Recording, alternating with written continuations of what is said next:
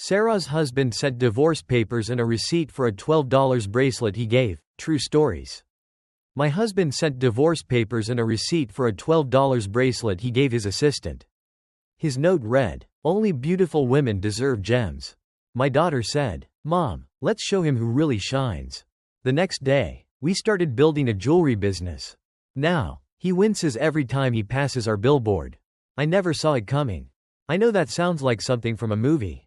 But it's true. James and I had been married for more than 20 years. We met in college. He was bold, driven, and carried himself like he owned the room. I was quieter, always noticing the little details. I loved sketching jewelry designs in my notebook. I baked cookies on weekends and believed in mending things instead of tossing them out. Back then, he chased after me like I was the only person in the world. He said I grounded him. He said he'd never met anyone like me. When we got married, I thought I'd won the lottery. I supported his dreams. I took odd jobs while he was in grad school. When he launched his software company, I managed his finances in the early days. I planned his office opening party and baked brownies for his clients. Over time, I faded into the background without even realizing it. Lila came along 6 years into our marriage. She was a fierce, curious little girl from the start. She asked questions that made grown-ups pause. I remember her at 9, asking James if he loved his work more than us. He laughed it off, and I told her not to be rude. Now, I think she saw him drifting away long before I did. James started traveling more. His phone was always face down. He bought new jackets I didn't recognize. He stopped asking if I wanted a latte when he grabbed coffee. I'd invite him to eat dinner with us, and he'd say he had a late meeting. Then the envelope arrived. No warning, no conversation, no argument, just a stack of papers from a law firm in downtown Raleigh. Attached was a receipt for a $12 bracelet from a fancy jeweler. And a note. I swear that note felt like it was burning my hand. Only beautiful women deserve gems. I read it once, then twice, then 5 more times. The kitchen faucet was overflowing because I'd forgotten I was filling a pot. Lila found me standing there. She turned off the water, mopped up the mess, and asked what was wrong. I handed her the papers, the receipt, the note, every sharp word of it. She studied the receipt and said, "Let's show him who really shines." I laughed, not because it was funny, but because it felt impossible. I was a broken dish, barely holding together, but her words sparked something in me. That night, we ate cold pizza on the back deck. We didn't talk much. I remember Lila resting her head on my shoulder. I thought she was too young to be so tough. By morning, she had a plan. She listed websites we could use and suppliers to contact. She said we could start an online store.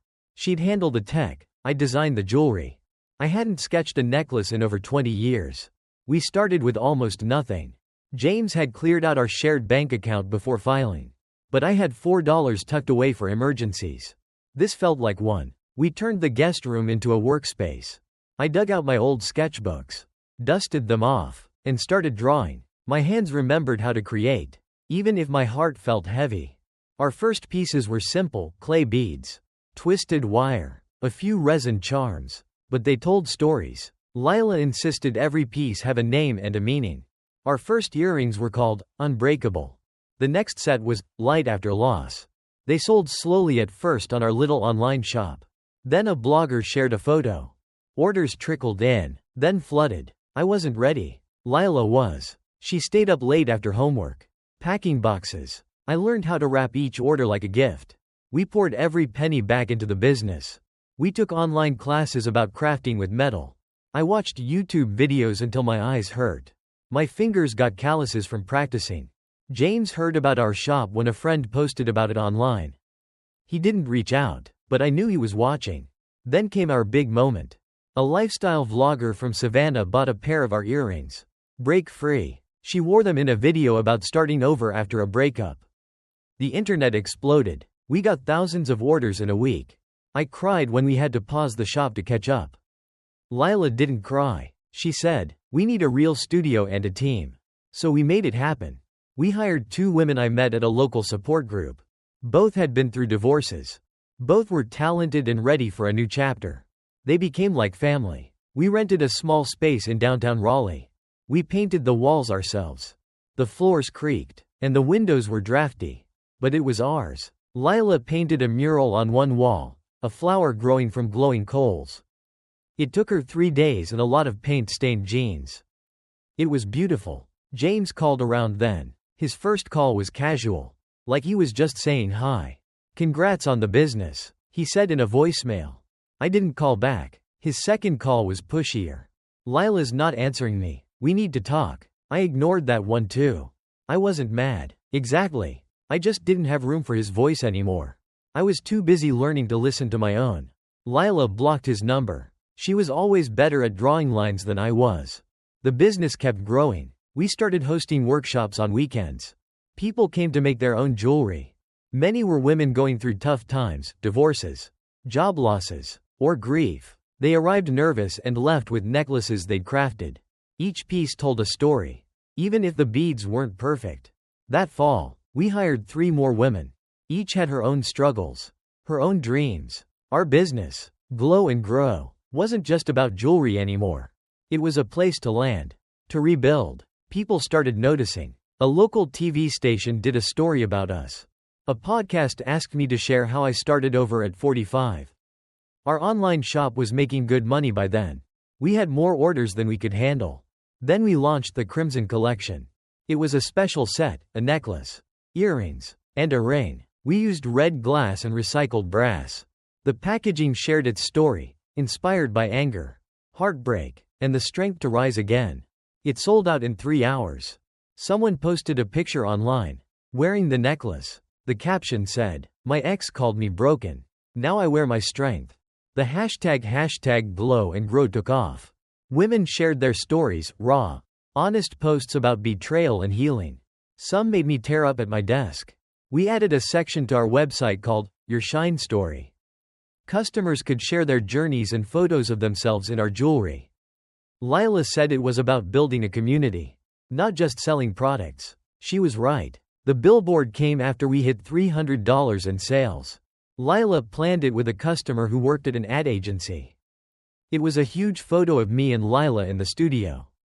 We were laughing, arms around each other, covered in glitter from a crafting mishap. The text below read, "Who shines now? Glow and Grow." It went up on a busy road in Raleigh, right on James's commute. He called the day it appeared. His voice shook in the voicemail. "I saw the billboard. You and Lila look so happy."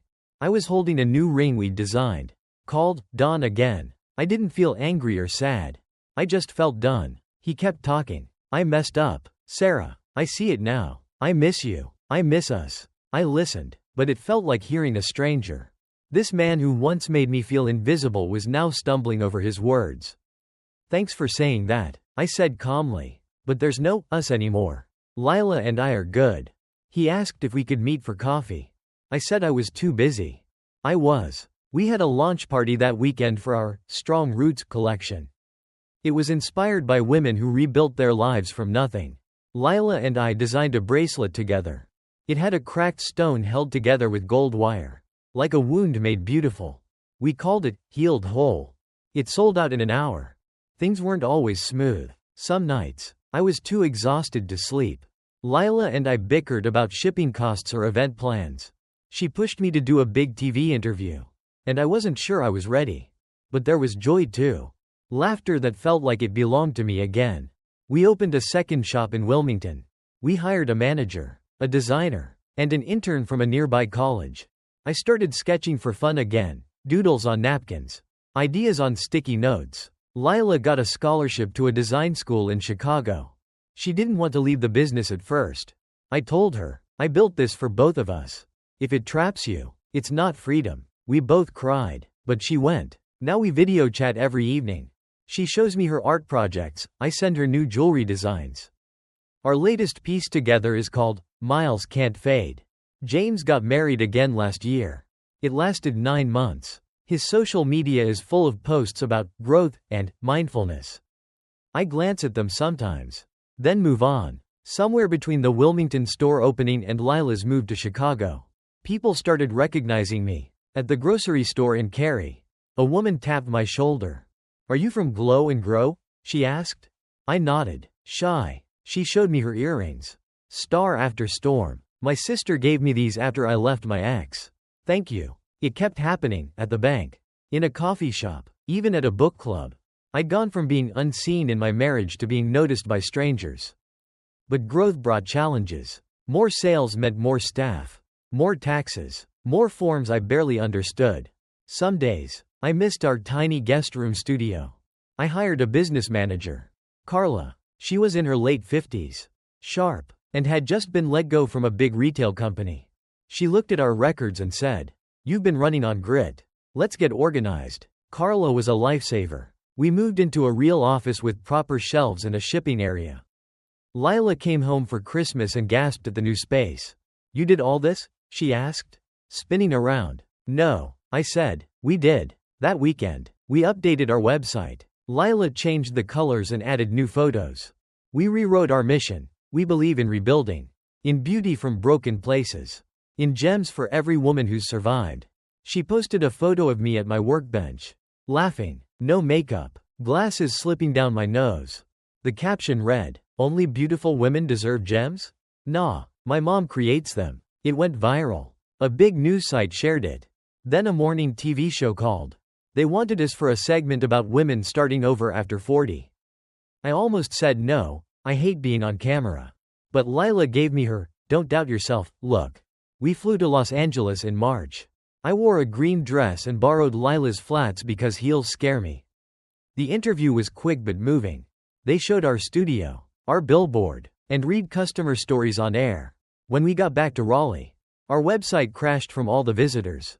That was when it hit me. Not just the business, but the whole journey. From a discarded wife to a business owner. From a hurting mom to a creator. From being left to being looked up to by women everywhere. James called after the TV spot. His voicemail was bitter. "Saw your TV moment. Nice to see you're thriving. Don't forget who supported you early on." I stared at my phone. Supported me? The man who drained our savings and left was claiming credit. I deleted the message. I opened my sketchbook. A new design poured out. A thick silver pendant with a single blue stone. Lila named it, "Truth Stands." It became our top seller. Life shifted in small ways too. I started dating again, unexpectedly. A woodworker named Tom came to build shelves for our shop. He was kind, quiet, with a warm laugh and eyes that really saw me. He didn't push or pry. We started with tea, then walks by the river. He never asked about James. He just listened when I talked. Lila met him over spring break. They chatted for hours on the porch. I overheard her say, "If you hurt her, I'll make you regret it." Tom just smiled and said, "Deal." They get along great now. By the next year, Glow and Grow was bigger than I'd ever dreamed. We started a program to teach women leaving tough situations. We showed them jewelry making, budgeting, and how to start a business. We launched a podcast, Shine Stories, where women shared their comebacks. We opened a third store in Savannah, a fourth in Durham. Every morning, I still make coffee and sit in the guest room. I sketch under the same old lamp. Some things keep you steady. The light hits the room differently now. Not just my life or my bank account, but me. I feel like I own my voice. Lila keeps saying I should write a book. People need the real story. She says, the messy parts too. Maybe one day. For now, I keep designing, keep healing, keep growing. James tried starting a blog about men's resilience. I heard he gets emotional in some posts. Last fall, I got an invitation to a local women's conference. They wanted me to speak about starting over. I said yes.